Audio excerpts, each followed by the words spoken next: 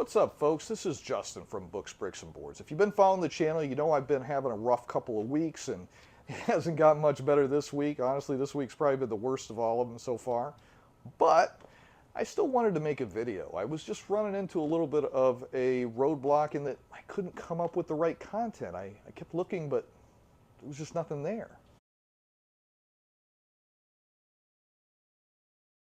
Now, my Too Many Bones Unbreakable pre-order did come in this week, so I thought about doing some content on that, but I've only got one playthrough in with the new content, and Too Many Bones is something that you really want to get in 6, 7, 8, 10 playthroughs with some individual content before you want to speak on that, because there's just so much depth there.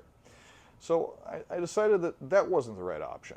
I've done superheroes for the last 3 or 4 weeks. Need to do something different. And then the answer came today. This is just a real nice surprise. And the answer came in the form of Cities Without Number. My hard copy came in. So today, what I'm going to do is a little bit of in-depth character creation using the random tools within the Cities Without Number book. It'll give you an idea of how that process works. I'll talk a little bit about the mechanics as I'm creating the character, and hopefully that will help you to decide if the Without Number series is a good system for you and your table. The thing that I really like about this is I'm going to be able to play Shadowrun without using the Shadowrun rules. So this is my BX Shadowrun. And with that said, hopefully, if you do think that this looks like the right game for you, there will still be some copies left, some offset print copies, because, my goodness, they are beautiful. But you'll be able to get those over at Sine Nomine Publishing, their website. Kevin Crawford is a great guy. I'm not paid for this. He doesn't know that I'm doing this. He doesn't even know me. But great guy, great publisher, great company, and great books.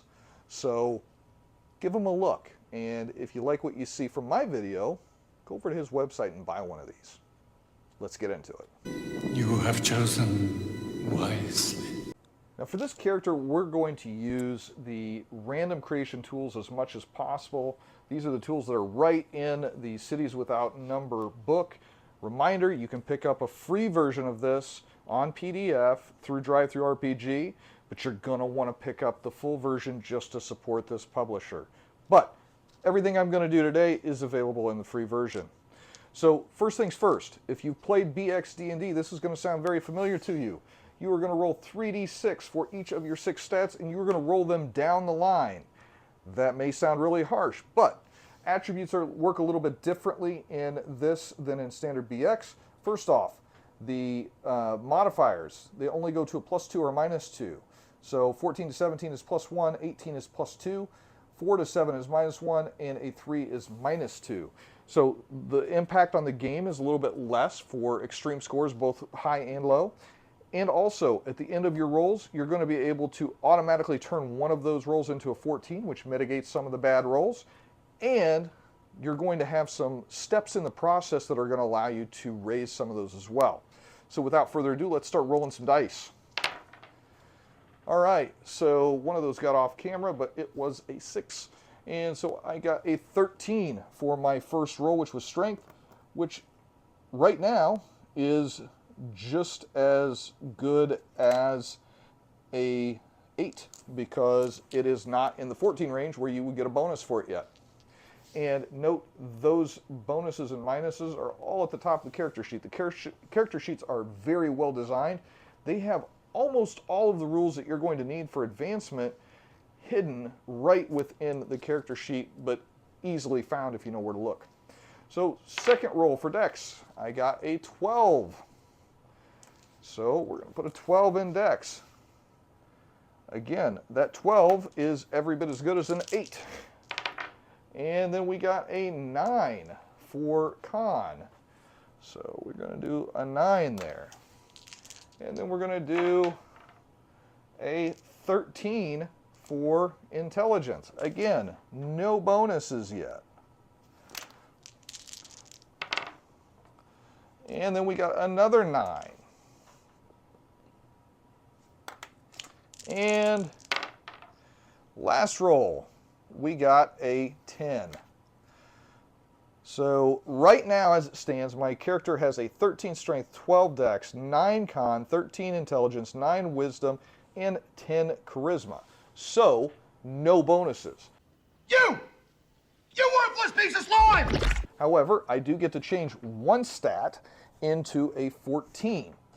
And I think for that stat, I am going to choose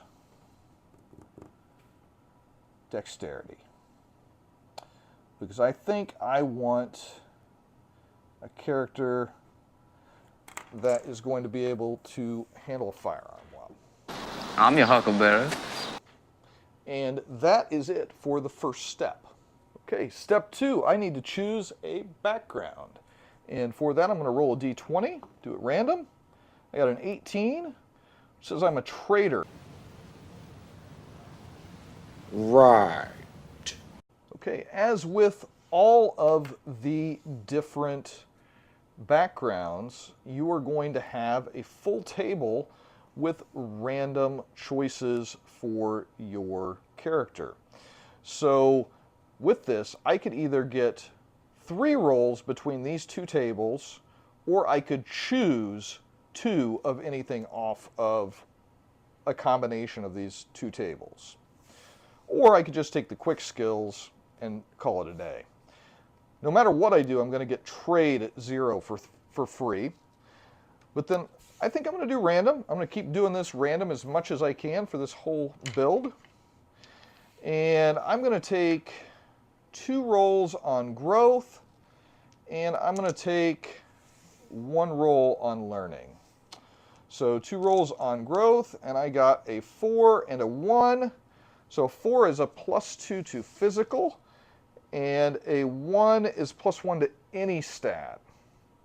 So going back to my character sheet, physical stats are the first 3. So I'm going to take the +2 to physical to my dex, get me up to a 16. Who knows, maybe there will be something along the way that will give me an opportunity to get that up a little bit more, maybe to get it to an 18. And then I've still got a +1 left to any stat, which I could use to up perhaps, you know what, this is 13. I think I'm going to up my intelligence by 1, because that gets me into that magic 14 range, where I'm getting a +1 bonus there, and I'm getting a +1 bonus here. Thought about strength, but I think being a trader, it makes sense that I would have a little bit higher intelligence. Okay, back to our random table. I took 2 rolls on the growth table, so now I'm going to take 1 roll on the learning. The learning tends to be more skills, and the growth tends to be more attributes. I got a 7, so I get any combat skill. So the combat skills are going to be punch, shoot, and stab. As I mentioned earlier, I wanted him to be able to shoot, so I'm going to take a shoot, but I don't get a 1 in that, I get a 0. So the first time you take a skill, it's going to be a 0. That just means you don't get a penalty for using that skill. And then as you progress, and you get a 1 or a 2 or even a 3, then that is going to give you a plus to your roll equal to whatever the skill level is. So a shoot of 0 is not a bad thing.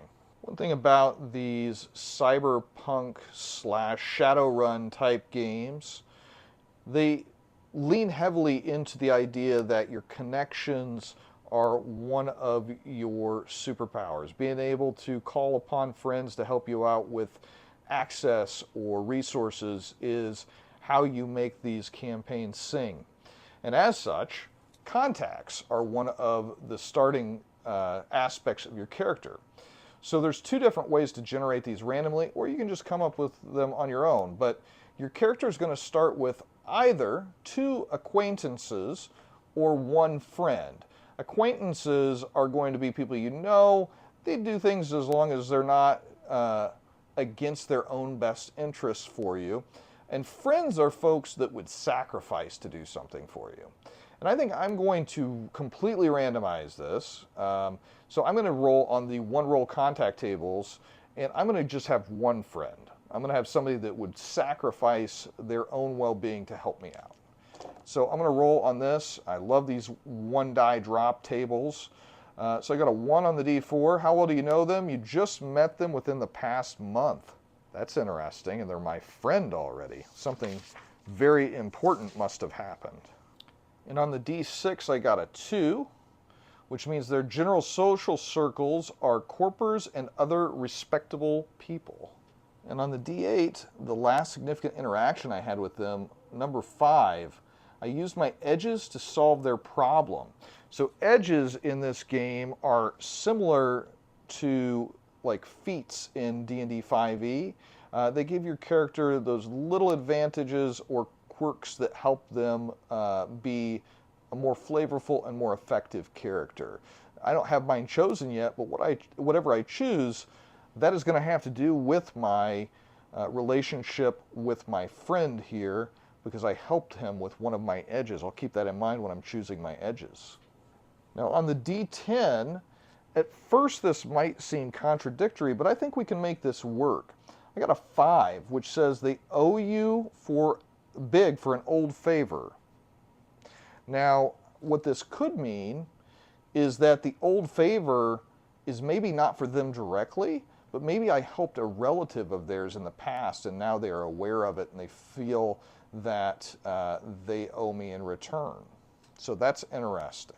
And on the D12, how did I first meet them? I got a 12. So they were an employer or fellow worker. Interesting. And then on the D20, I got a 20. What can they do for me? They can find people who don't want to be found.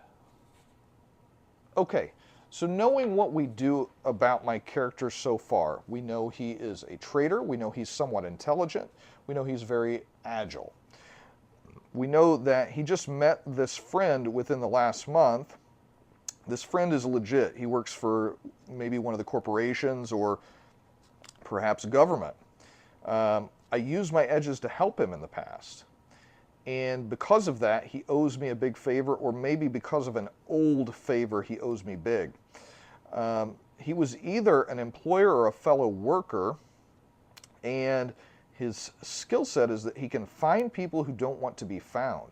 So maybe he works with like an NSA type of government situation, and perhaps I have inadvertently helped out someone whom he wanted to see helped, or maybe I was just working towards a cause that he appreciated. Okay, so the edges you get to choose from are all here, and one thing that is important to bring up is that in Cities Without Number, which is different than the other Sine Nomine books, there are no classes. Everybody is an operator, so everybody basically shares a class. And the edges and the foci together kind of help build a custom class every time you create a character. So I was thinking about these edges that I have to choose from, and I know that at least one of them was involved in making my new friend that was my contact. And I think I want one of them to be combat related and one of them to be non-combat related. And I think what I'm going to choose is educated, which gives me an extra skill of my choice, and I get a bonus skill point for every level I advance. So it gives me a little bit more well-rounded character. And then I am going to choose for a combat edge on target, which gives me an extra combat skill as a bonus, which I can use to raise my shoot skill up to 1 from 0. And then also it increases my base attack bonus to be equal to my character level instead of half. So with those two, then I have an interesting choice. Was it because I was educated that I was able to make this new friend, or was it because I was on target? And I think perhaps it was because I was educated, and maybe what it was is I was in a program with a professor that shared this same contact, and there is that natural camaraderie because of that. Okay, we've got our edges chosen. Now we need to choose a focus. Now the foci have different options that are going to round out your character. Each of them have, well, I guess not each of them, most of them have 2 levels of effectiveness, so you can take them once and then take them again later and get an extra bonus. And there are things that like allow you to have drones or to have hacking equipment or maybe a vehicle. And they actually have different budgets available for your character to outfit him or her with whatever specialized equipment that their focus might give them.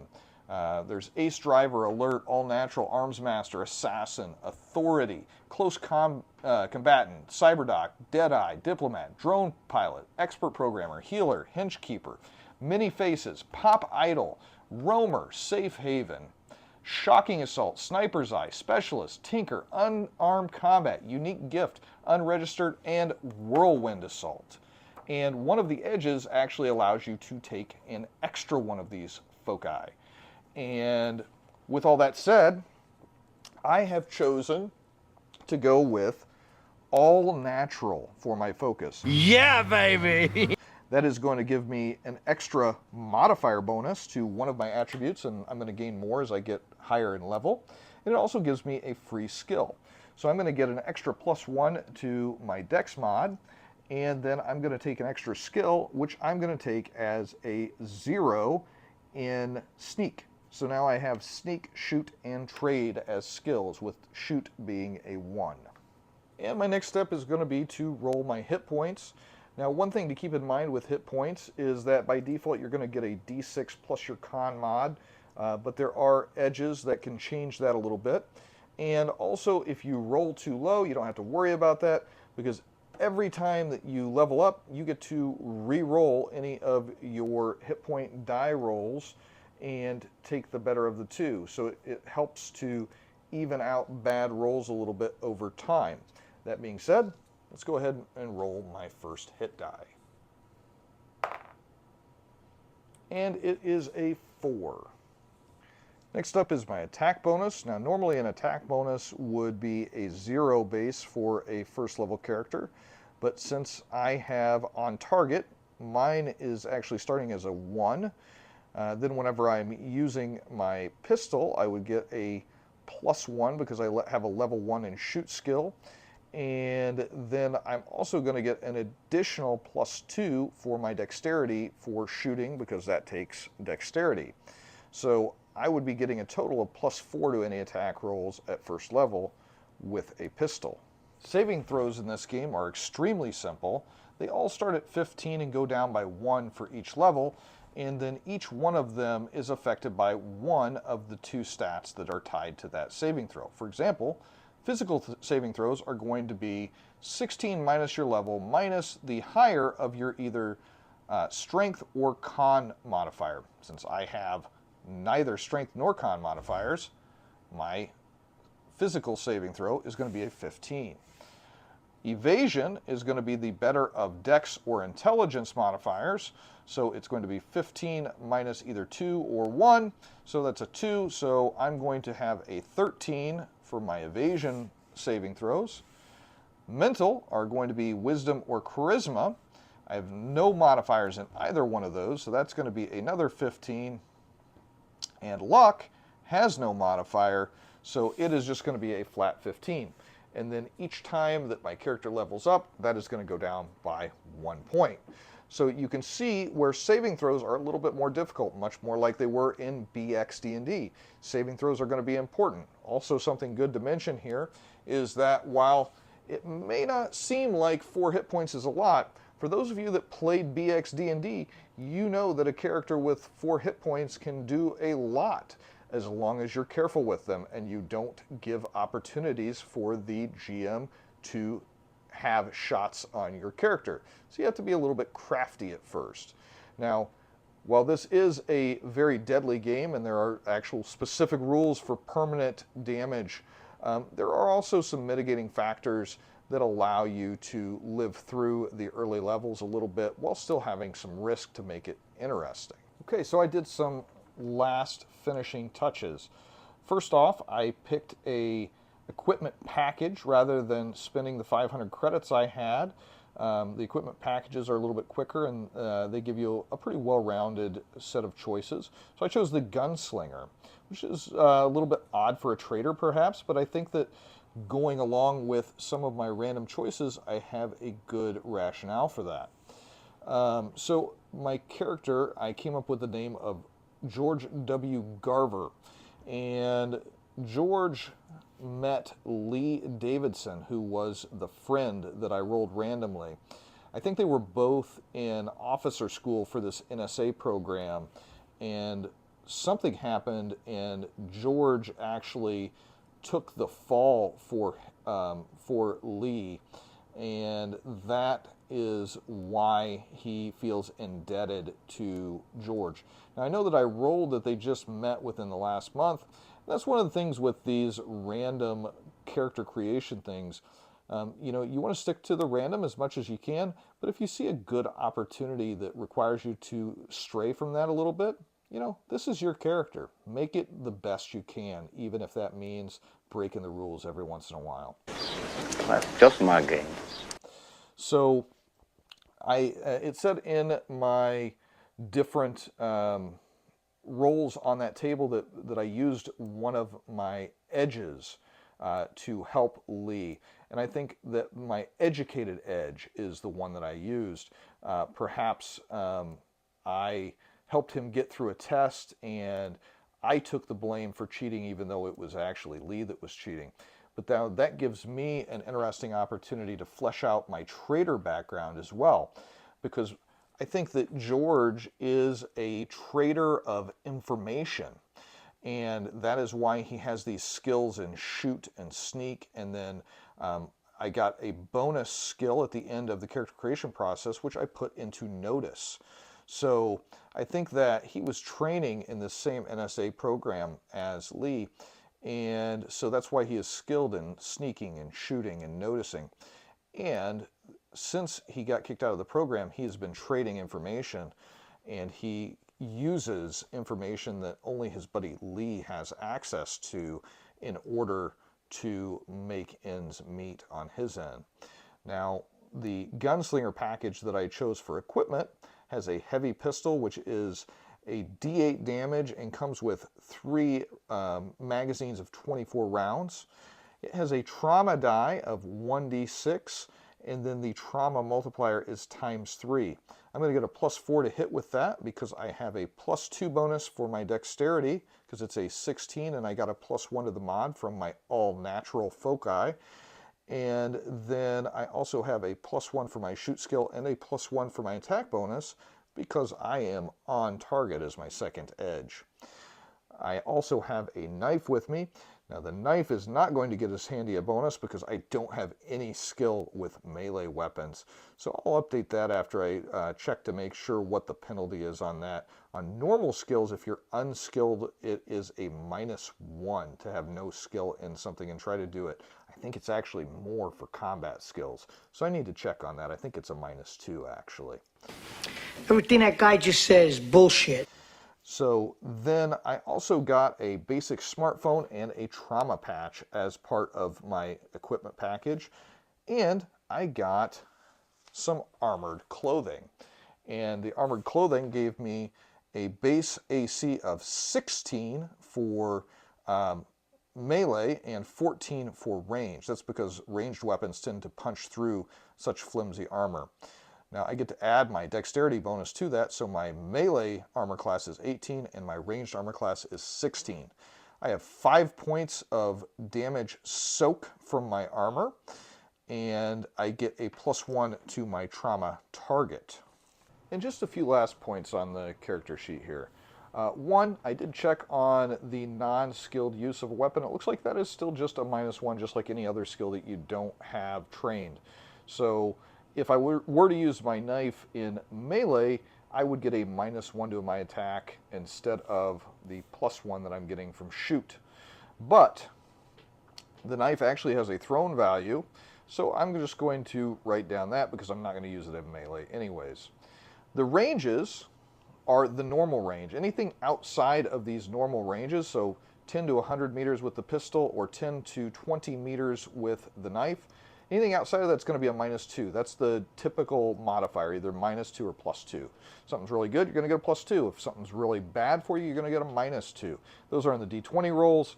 The skills, the normally using skills outside of combat, they're going to be 2d6 rolls, and those will typically, the modifiers will be either -1 or +1. Maybe -2 or +2 on a very extreme case. Stay on target. But also, I didn't go into the trauma target much. So base trauma target for any character is going to be 6, modified by edges, foci, or armor that they have. So my character has a +1 to his trauma target from his armored clothing, giving him a 7. Anytime you are attacked with a lethal weapon, they are going to roll their trauma die. If on their trauma die roll, they roll equal to or higher than your trauma target, in my case 7, then they take the damage times the trauma multiplier. So if, for example, I only had a 6 for my trauma target, because I wasn't wearing armor, and I was shot with a heavy pistol, and the person rolled a d6 and rolled a 6 on the trauma die, then they would take their normal damage times 3. Also, anytime that you're doing an attack in this game, you're going to add the relevant skill or attribute modifier rather, not only to hit but also to damage. So even on ranged attacks, you're going to add your dexterity modifier to damage, not just to attack, which is different than normal BX, so it is worth pointing out. Also, one last comment on survivability. In this game, if you are reduced to 0 hit points with a lethal weapon, you are considered mortally wounded. And a mortally wounded character has 6 rounds that one of his allies can stabilize him with a heal check. Otherwise, they die. It's got a death curse. Now, on top of that, let's say you get stabilized. It's not that difficult to get a heal check off. Then your character is considered frail until they have rested for a full week, or they have received medical healing. While they are frail, if they're reduced to 0 hit points again, they're dead. You chose poorly. Another thing, if they are mortally wounded, meaning reduced to 0 hit points, after or during a combat in which they have received a traumatic injury, that being an attack where the trauma die equaled their trauma target number, they have to roll on a very nasty table for a potential permanent injury if they fail a physical save. So let's say I get reduced to 0 hit points during a combat in which I have received a traumatic injury. I've got to roll a d20 and hit a 15, otherwise I'm going to have a permanent injury that will have an impact on the rest of my character's existence. Whoa, this is heavy. And that is the very high level, very basics of creating a character and why we make the choices we make. And next time that I visit Cities Without Number, I think I'm going to take you guys through a sample solo play, create some sample content, sample city, and a sample mission randomly from the random tables within the Cities Without Numbers core rulebook. But that's for the next time. If you did like what you watched this time, please be sure to like, share, and subscribe. I appreciate everybody sharing their thoughts. I appreciate you guys subscribing to the channel, and I appreciate that you enjoy the same hobby that I do. So until next time, this has been Justin from Books, Bricks, and Boards. Good gaming, and God bless.